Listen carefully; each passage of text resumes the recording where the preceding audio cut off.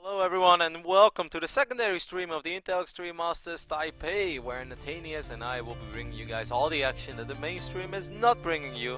And we are going to kick the evening off, as of course it is getting kinda late already over here in Southern California, with a PvP.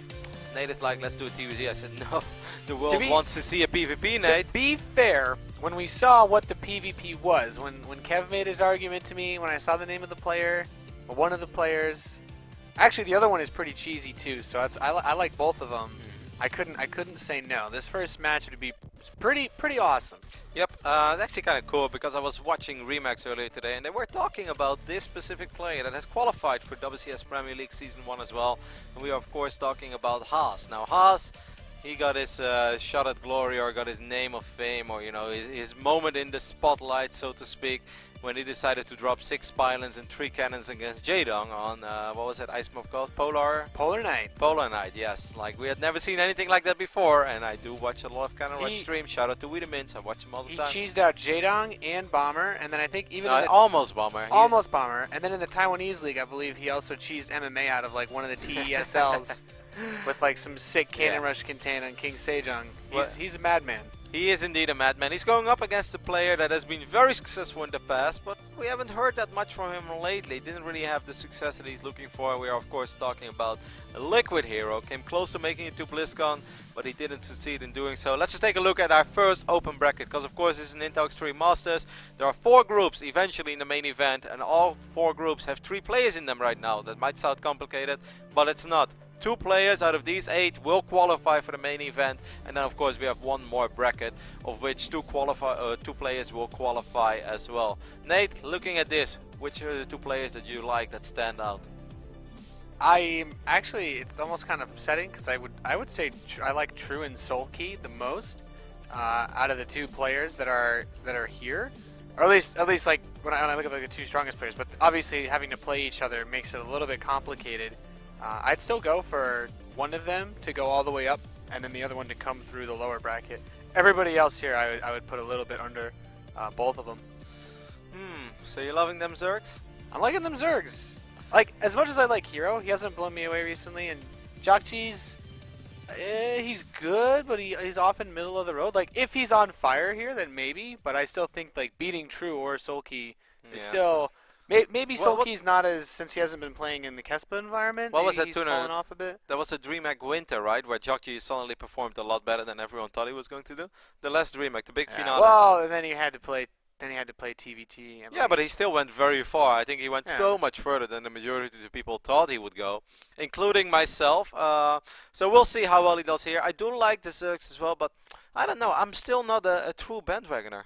Do you blame me for that, or can you feel it? Well, I mean, he didn't really have crazy results after Pro League season ended, but he was one of the more cool ones. And I mostly say that because I really liked True ZVZ, which I felt he did much better in than his other matchups. And I guess it's kind of weird to say that because he ended up playing mostly ZVZ, so we didn't get to see him play the other ones too much. But in a tournament with as many Zergs as this, I like his chances. They're doing that game on the mainstream as well, so you know we're gonna get a chance to see most of these players at some point or another. Yep, we will be doing 5 best of 3s on this stream today, and I think we'll just play out the entire open bracket 1, and then tomorrow I think we'll play out the entire open bracket 2. Of course, that's a very exciting one as well, as our very own Snoot will be participating in that one. Snoot is really chasing down those IEMs lately, you know, getting a quarterfinal here. He's collecting WCS points very early. He's like, last year I missed it by an inch, this year I ain't missing anything. I mean, considering how WCS Premier works, at least outside of Korea this year, I think for the foreigners is a much more realistic shot if you can manage to get some points outside of WCS, because I think most people are expecting him to make it rather far. I'm expecting him to win seasons. it. I'm saying it here right now. Snoot's going to win WCS Season 1. That'd be pretty gnarly. What do you think about that, Nate? I think... I wouldn't be surprised. No. I think the strongest Korean players at least in competing in WCS are beatable for Snoot. No chance against Snoot. No chance. Hydra does not want to play Snoot. I don't know, Kev. I don't believe that Hydra wants to play Snoot. I lost Snoot anyways. I am slightly kidding, but I do believe that Snoot is one of those top contenders. And I can't wait to see him in action this weekend at a very, very stacked IEM. One of the most stacked IEMs we've seen in a long time.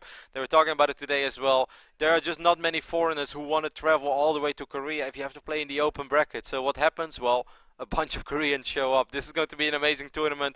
2 players are going to make it out of this first bracket. We are loaded into our very first series of the day. It's going to be a PvP. I can't wait. I'm so excited. Hopefully you guys are excited for this one as well. As Nate, I've played so much PvP lately, and I feel like I'm becoming a god in this matchup, Tasteless. Just kidding, guys. I'm not that good, but I do really love it. I thought the kidding part was going to be about me being tasteless, but... Yeah, that's what I it, actually. But I can't show my ego on stream like that, Nate. It's all good. You're not supposed to call me out like that. Well, as you guys can see, we're kicking things off on Overgrowth, our first player in the northeast position representing Yoey Flash Wolves. He is Haas. Du hast. You Du think he hast does? mich I gefragt. wouldn't be surprised, like at PvP builds, if he went full Maximus Black 10 Supply Gateway. That's crazy. Well, he's getting an 11th probe. So 3 gate into an Oracle follow-up with DTs or something, like just the things that absolutely make no sense. Over here on the left bottom side of the map, we have the one and only Liquid HerO. I love Liquid HerO, Nate. It's been rough for him, man. Like, I really did not want to accept for the longest amount of time that HerO had fallen off. I just refused to accept that, and I always knew that, like, every tournament I would go to, HerO would be there, and eventually he would have a magical run again. But by now it's just been a little too long, man. Like, it's been almost forever. He of course had that IEM run in Cologne, but that's a full year ago. That was in January as well, I believe. Maybe it was a February tournament, but I think it was January. Now it's January 2015. Let's see if Liquid HerO can rise to the top once again. He made it to, no, I won't say he made it to the finals, but he won that IEM. That is the last tournament that Liquid HerO won. Of course, he won a WCS championship as well, but that was season 1 of 2013. So we're almost talking about ancient history over here, Nate. And then he did make it to the finals of DreamHack Summer last year, where he had the pleasure of getting Tyrannosaurus Shrek'd by his teammate Tasia, in what was Not the first time in his career, apparently. no. He has a pretty bad record against Tasia at DreamHacks, to say the least. He did beat him once in the final. The first, I think he took him out in like one of the first times they met, and then Tasia has won every time after. Yeah, I casted that one. And then HerO won once in an online tournament, the Wearer Invitational, I believe, that I casted with you on. That's a very long time ago. You know, I just noticed there's actually, I don't think there's a possibility for a Team Liquid team kill in this bracket, right? Nate? Since it's just HerO. I'm missing something, Nate. What's wrong, Kevin? Am I blind? Where is that pylon, Nate? Where's his next pylon? Ooh. He's hidden it. Tosis, my son. You are such a large pylon. Yeah, but this pylon is not. It is large. Oh, well, I mean, relative to other pylons, I think Oh, wow. he doesn't scout it. Wow. So he must be thinking to himself, I'm getting cheese. I'm getting cheese. And Haas is like, hey, wait a minute. I am the master of cheese. Who the hell do you think you are, HerO? Who the hell do you... This is actually really cheeky. Cheeky, Calaris. I think it's very cheeky, Nate. Yeah, well, especially considering that he's going into a Sentry after this, it gives me the idea that he wants to try to get an expand. There's the Twilight Council. Yeah. Alright, we can talk a little bit about PvP. All jokes aside, of course, as much as we love our fellow co-casters around the world. The reason why this is good by HerO is, of course, every Protoss knows if you scout the main, you only see one pylon, you'll be like, alright, this guy's cheesing me. So Haas right now is a little bit freaked out, checks everywhere, but this was just the pylon that was being dropped by the probe that HerO sent out. That was out there, you know, to check for proxies himself. HerO doesn't really lose a whole lot of minerals doing that, and you freak out your opponent. I like it. It's the small things, Nate, in PvP that make me happy, and this definitely does make me happy. He's going to scout right now. The follow-up is going to be interesting. It's 1 gate Twilight over here by HerO. I think 1 gate Twilight is extremely solid. HerO seems to have ambitions to expand, actually, before he's going to drop that Nexus. I am personally not the biggest fan of that build, because I think it's a little bit risky. It can die against certain things. You also have a lot of...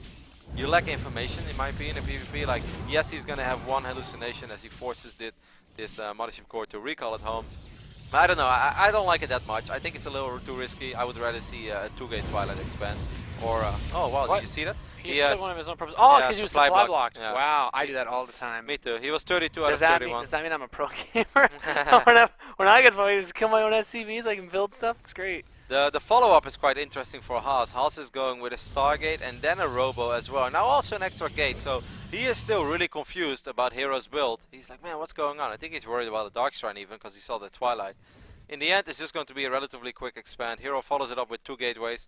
It is a solid opening by HerO, just a little greedy, but you know, he is going to get the scout off with the hallucinated Phoenix. He'll be fine in the end.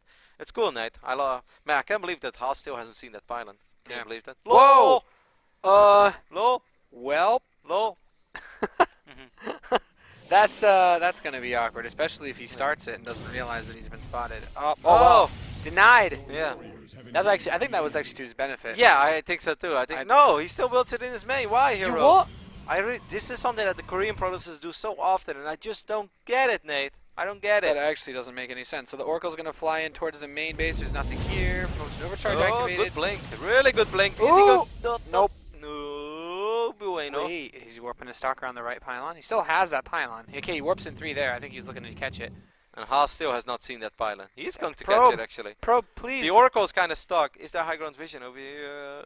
No, he doesn't see it. No. Good. Wow. That's Oh my god, can you believe the action around this pylon that still has not been spotted? I cannot. Photon overcharge would probably not be ready. But it would have been enough to kill this Oracle. Stalk's out of position now. Sentry is not going to kill this Oracle. Man, this has been a very successful Oracle for us. And it's still alive. Staying alive, Nate. And he's gonna throw up a pylon. And he still hasn't scouted that pylon. That pylon has. This is the Mission Impossible pylon right here. This is such a large pylon. Yes, and it's not being spotted. Maybe it's not as large as we think he is. Maybe it's just perspective. Actually, this is the smallest pylon in all of the lands. Damn angles, Kev. He's pumping out an Immortal back home, getting ready to set up his Nexus. Yeah, we should take a look, of course, what's going on the other side of the map, as Haas has a robotic facility very early. I like Haas's build better than I like the build of HerO. I'm not going to lie, Nate. I just think it was more solid, even when he put himself a little bit behind by how safe he played this.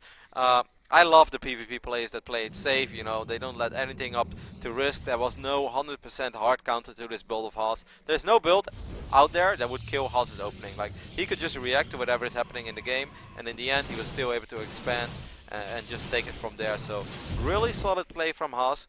I want to give a shout out to My Insanity Skane, who was talking about how solid Haas was earlier today on Remax. I kind of had my doubts if these Phoenixes will intercept this Oracle, but so far he's playing very solid. I do like... my first thought was seeing Haas in a bracket as well. We're going to see the PvP cannon rush, proxy gates, you know. Oh, this is going to be really interesting, Nate. Like, these Phoenixes are really good in controlling the pace of the game and actually picking up probes here and there, but it's going to be Photon Overcharge, Photon Overcharge. He's going to attack, and he has 3 Immortals. I don't know how HerO is supposed to fight against these Immortals. HerO's Phoenix go by the natural of Haas, and he realizes he hasn't even been building probes. Alright, you have 1 Photon, and the second Photon Overcharge he doesn't have energy for, but yes, HerO realizes it now, Nate, but he only has Stalkers. There are about to be 3 Immortals at his front door. I think if Haas micros this perfectly, he has a good shot at making this happen. He gets a couple of Stalkers immediately too. No, actually just 1. Okay, well, it has to happen right here and right now for Haas. That's for sure. Yeah, he doesn't have the economy behind this, but having no probes on his natural, he is actually pretty close to basically being on 1 base economy. The nice part is he can move his probes over if this fight were to last 5 years. I mean, Army Supply, it's close. Photon Overcharge is good. Does he have energy for another one? Yes, he does. I guess that's the only unfortunate part about losing that 1 Oracle. He's going to go for it. He's going to drop some force fields. He's going to be like, HerO, if you want to fight me, you're going to have to blink forward. I have to blink into my Immortals. Here come those Phoenixes. Lift up the Immortals indeed. He's focusing the wrong Phoenix, Nate. Oh, that's definitely a nice play to be able to make the Stalkers blinking forward, picking off all but 1, and the Phoenix had an absolutely fantastic impact on this fight for HerO. Yep, really well done. Of course, Haas doesn't have Blink, HerO does have Blink. The longer this battle goes on, the better it will be for Liquid HerO, as Blink Stalkers are so much better than non-Blink Stalkers. A little bit, I mean, it's easy to talk, of course, afterwards, as soon as the battle. I want to say it's a little bit disappointing that Haas decided to go for this pseudo all-in, because that's what it is. I don't think he had to do that. He was playing very solid up to that point, but when I looked at the attack, I was like, man, this actually looks relatively promising. Just maybe gave HerO a tiny bit too much time, and of course HerO with good snipes on those Immortals, good lifts on the Immortals. Yeah, and the improper focus firing of the Phoenix that was lifting the Immortal. Yep, that definitely did hurt. But I feel like you shouldn't respect the first Photon Overcharge. If you want to go, just go immediately, especially when there's a second Photon Overcharge available. You're not going to wait it out. At some point or another, you have to attack into the Nexus cannon. So then the first moment is often just the best one to go. Haas is trying to make some magic happen, but this game is pretty much over, guys, as there are 3 Immortals now on the side of HerO. I have no idea how he got 3 Immortals out that quickly. Phoenix is going to sweep in from behind as well. He's going to lift up a couple of units, and HerO is going to demolish the army of Haas, and Haas knows it, and GG is called. Nice, nice game 1 victory for HerO to kick things off. Haas showing, I wanted to say it's like, because he's talking about solid play. It was definitely a bit cheeky of a strategy for him to take the expansion and not actually build probes there. You're hoping that HerO scouts it and maybe plays a little bit greedy because he says, "Oh, we're both on 2 bases," and then Haas just dumps all those resources into a gateway push. Yeah, I do understand the thought behind Haas, and it's a build I've faced multiple times as well, and it definitely caught me off guard once or twice. You know, you play solid as HerO as well, like you open up with playing Stalkers, and then you see like, alright, I'm playing against a Stargate. Well, what do you do against Stargate? You just make a lot of probes, because Stargate units in general are very good in killing your probes. Whether you talk about Oracles or Phoenixes, they will slow down your economy. So some pros players go absolutely overboard in building probes, and then actually don't have an answer to that first push that comes a little quicker. I wonder if Haas was planning on making that push all along, or if he made that push after he lost the Oracle to the Phoenixes, and that it was like, alright, you know, he made 4 Phoenixes. Phoenixes are not bad in straight up fights, but they're not amazing. I'm just going to attack. But I have the feeling he wanted to do it already, because otherwise he would have had more workers. Because I think he could have also pre-built workers off of his main base while he was building the natural, because only having 3 just gives me the impression that he really didn't have a lot of chrono boost spent on the probes past that 1 base setup. No, I think you're right. And you know, it's just it's a risky move by Haas, and unfortunately for him, it didn't pay off. Of course, we got to give credit where credit is due. Solid lifts by HerO there, good army positioning, and I think the most important though is that he didn't overuse photon overcharge in an earlier phase in the game, which allowed him to actually have 2 photon overcharges available. That's I mean, it's really nice because if those Phoenix are out of position and the Oracle swoops in, and then he photon overcharges to defend against it, but then he doesn't have the extra one after for the push. Then we're talking about a different game, because then you still have those 3 Immortals against max 1 Immortal, and maybe, you know, a few more Stalkers on Haas's side, because this time he is able to wait it out, because he only has to worry about 1 photon overcharge, and then he can actually snipe those Phoenixes, and then the Immortals can participate in the battle. Anyways, that was way too much PvP knowledge for just a single game on Overgrove. Let's just go ahead and hop into game number 2 on Catalina, and we will see what Haas and HerO bring to the table. That's right. We are playing Catalina. Our first player in the southeast position, the blue Protoss from Team Liquid, currently up 1-0. He is HerO. How's your love for PvP these days, Nate? You know, I actually spent pretty reasonable amount of time playing some Protoss on ladder, but I could barely get PvP. I don't know. I still do the 2 gateway, like 5 stalker opening into like 3 gate all in because I'm bad. It's not a bad build. No, it's not. It's not a bad build, Roddy. Except when I asked Todd. Well, you know, you could literally do the build that Todd did in his previous game, and he was still say, "The build is really bad." But Johan, you just did it. Well, I will always. I never claimed to be good at the game. I will always do it a lot better than you are able to do it, or it was a sorry excuse for my build. Well, sorry, Johan. It's like, wow. Anyways, over here on the top side of Catalina, we have the man representing the Yowie Flash Wolves. It is Oz. Feels good to be back in this little studio, Nate. Yeah. It's been a while. Yeah, so nice little that was... Man, sometimes I swap shirts, sometimes I touch Nate during the cast. I'm blushing. Yeah. Man, imagine this would have been one of those moments where we're hugging it out, and then the camera just cut to us. Anyway. Cheekiness by Haas, putting this next pylon in his natural. You might be thinking, well, what's cheeky about this? Well, if HerO probe scouts, or scouts at all, and he goes into Haas's base, and he says, well, where's your pylon? Which is pretty much what HerO did in the last game. Yeah, then he's like, copycat, get your own moves. HerO this time has dropped both pylons in his main, so he's not going to freak Haas out anymore. Oops, sorry for that. No flow movement over here. So I wanted to ask Kev, because I feel like people, you know, we talk about these cute little moves, since not really much happens until the cybernetics core finishes. If you do this with the pylon, and your opponent like cheeses you, you're like totally screwed, right?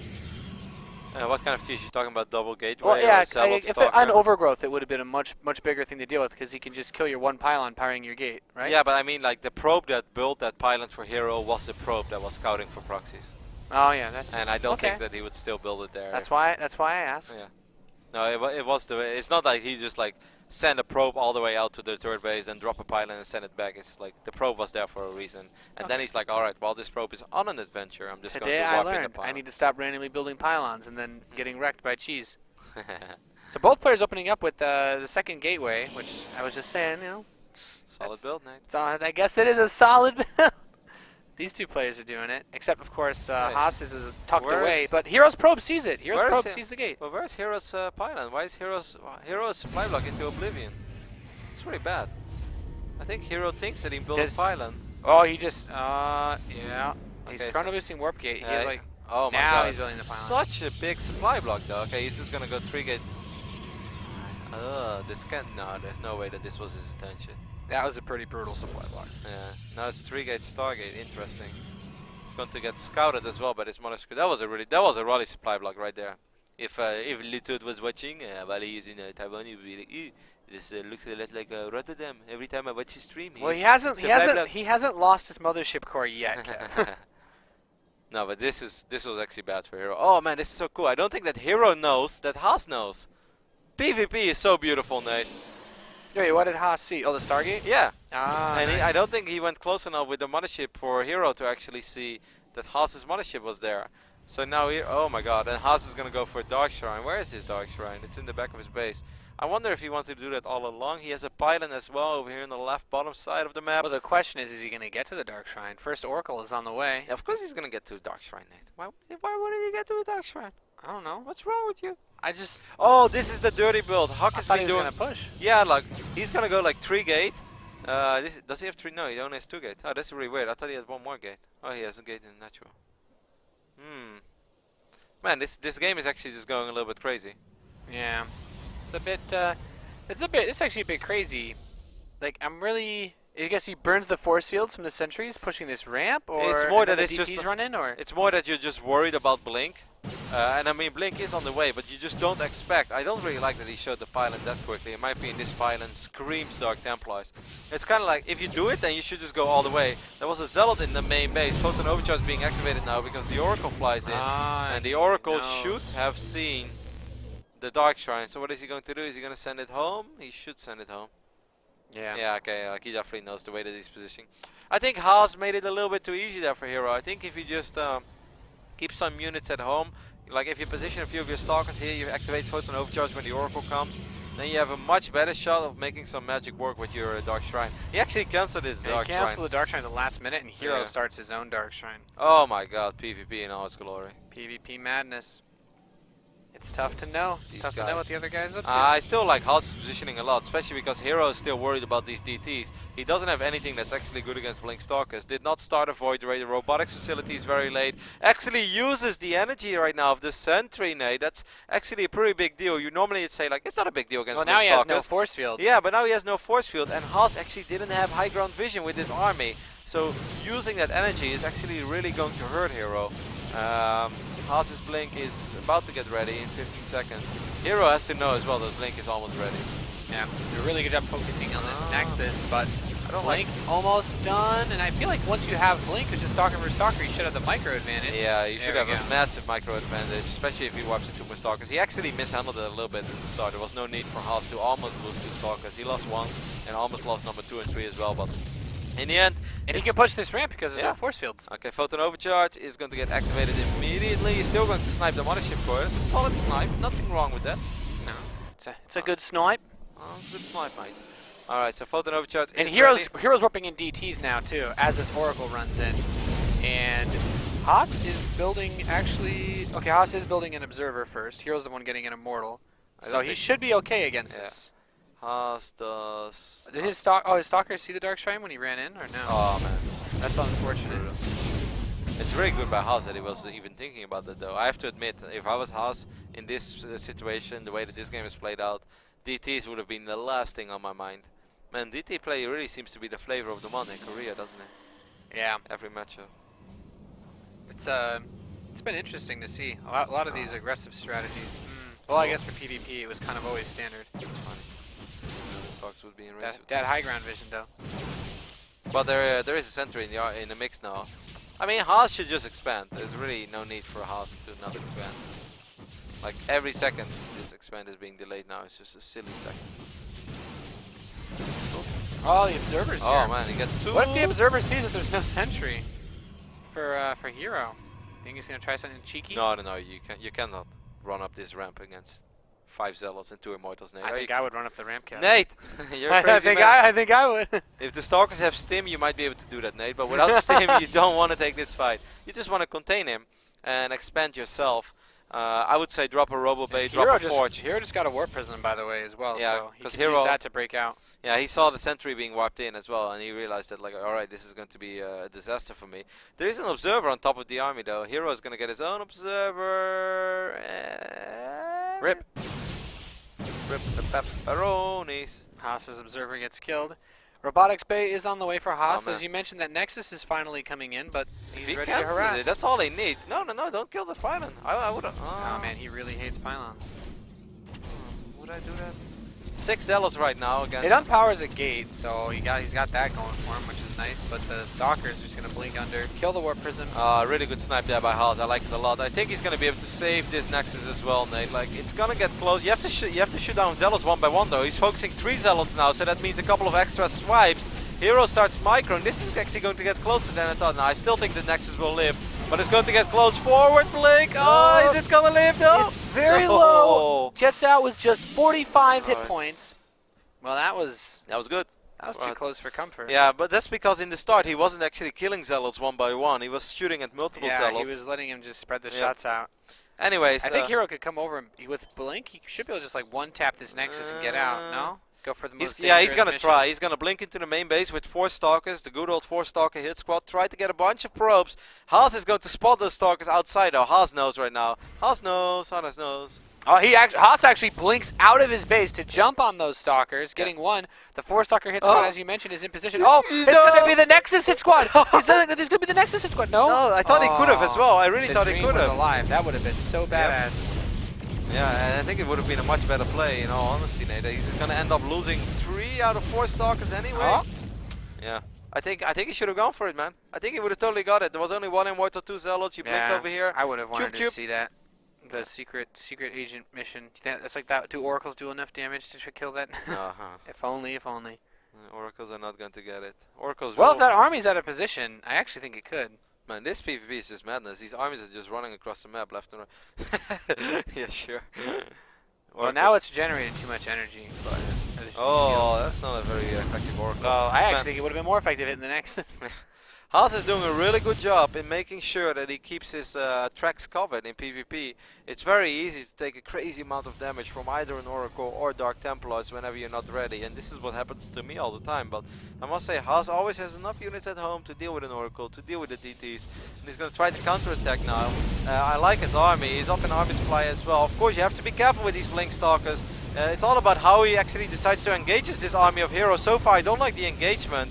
I think if he could have done that better, but it should maybe still be enough. And a lot of these Stalkers are all choked up. Most of them can't fire at once, and these 3 Immortals spread out really well, doing a fantastic job of pushing the army back for HerO. And I feel like with a hold like that, keep in mind, that was very silly. Haas, once again, doesn't really have any workers at his natural. He's fully committed to this attack, and HerO has his base saturated. If HerO doesn't die, it's like in this fight, he's pretty much got this game in the bag. Yeah, his army is so much stronger as well. Wow, that was actually, like, I really thought that Haas was going to be able to make it happen with his army. I know he had a lot of Stalkers. The Stalkers are not fantastic, but he had 1 Colossus in the mix. If he gets 3 Zealots himself, just kills the Zealots of HerOs, then you can just blink forward. Just kill the Zealots, and then you just blink forward. But he didn't want to do it, and now Haas is going to end up losing a bunch of Stalkers. Oh my god, he's going to lose like almost everything now. One barely escapes.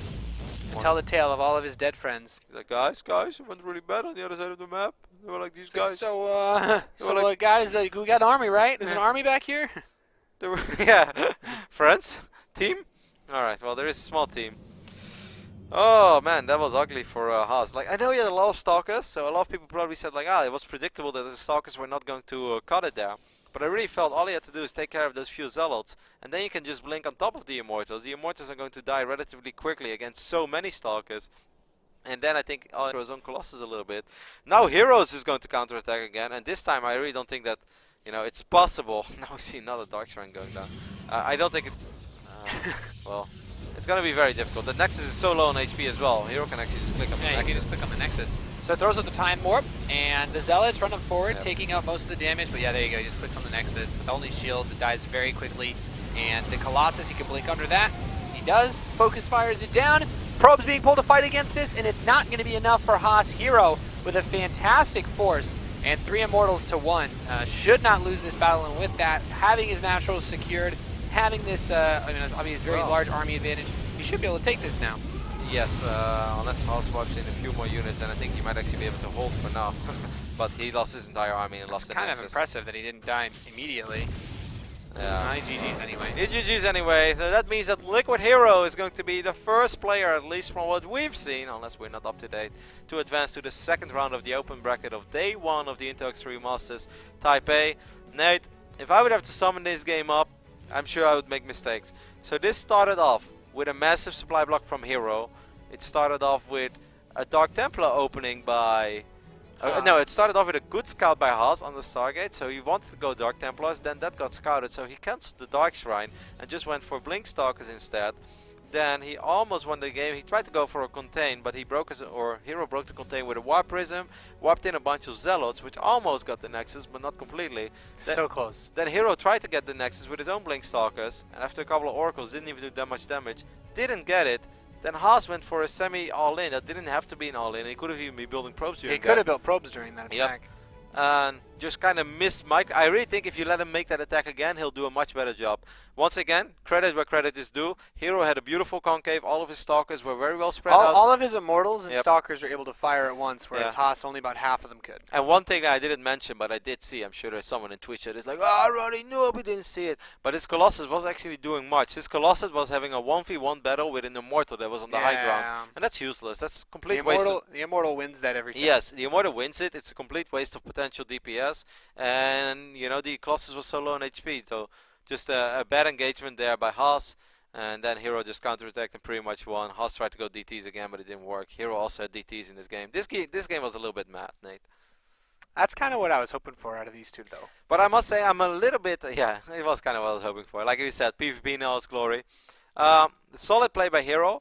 Haas did a couple of things really well in these PvPs. Like he was always ready to deal with an Oracle. Like he wasn't the type of Protoss that like, oh well, I just lost 12 probes against an Oracle. Yeah, like I do. His builds, his setup seemed relatively safe against most early aggression or like one base play that you would see in PvP. Yep. It was all safe. But then there was just like this one crazy decision. Like, all right, now I'm gonna do this and I'm going all in. Most of the big aggressive decisions for Haas came off of that 2-base setup where it was like he gets the Nexus after he's safe and then doesn't use it, or and then he in that game he just moved down his workers once his main started to mine out. Yeah, I must say that does disappoint me a little bit, especially after I saw Kane giving him so much love earlier today, and he did say like, you know, he's still a little bit cheesy, but I kind of wanted to see that next step in his play. Like if Haas play out the mid game. Yeah, if he's in a good position, play it out. You know, like channel your inner zest or rain and just like play it from there, and you should be able to do fine. Because PvP is a matchup. Once you're riding a 6-7 probe advantage, you're gonna have a pretty good time the majority of the time. There's not that much that your opponent can do, other than the same things that obviously you can do, and they're all kind of predictable. 4 Stalker, hit squad here, a Warp Prism arrest there, maybe an Oracle. So I'm a little bit disappointed in that, but once again, that was a great hold by HerO in game 2, and even in game 1 was a pretty damn good hold. Yeah, good times all around. That's the first series there. I don't think any of the other matches have resolved yet. That was PvP can be pretty quick and dirty. This was the only PvP in the bracket, so I think we'll have to wait a little bit before we get any updates on other series going on. Of course, there's still the mainstream, which, as far as I'm aware, is still working on True versus Soul Key. Oh, we do have one update for you. Yeah, that one was 1-1. True vs. Soul Key is currently 1-1, and Linux has defeated Saxcree 2-0. So that is nice. Linux plays so weird. I don't know. Watching his games are fun. He almost gives me a Haas level feeling these days with like the craziness of the builds he throws out. Yep. Alright, so we are just going to oh, actually we're doing second tournament as well. Revival and DRG. Man, that's so sick. Oh my god, there's going to be so much GVZ today. I don't even know where to start. So I guess we're going to hop over to a very small commercial break, and after that we'll be right back with whatever series is ready. It might be Revival vs. Dongrai. So that means that we also see some snoot action today. Alright, stay tuned. You're watching the Intel Extreme Masters, and we'll be right back.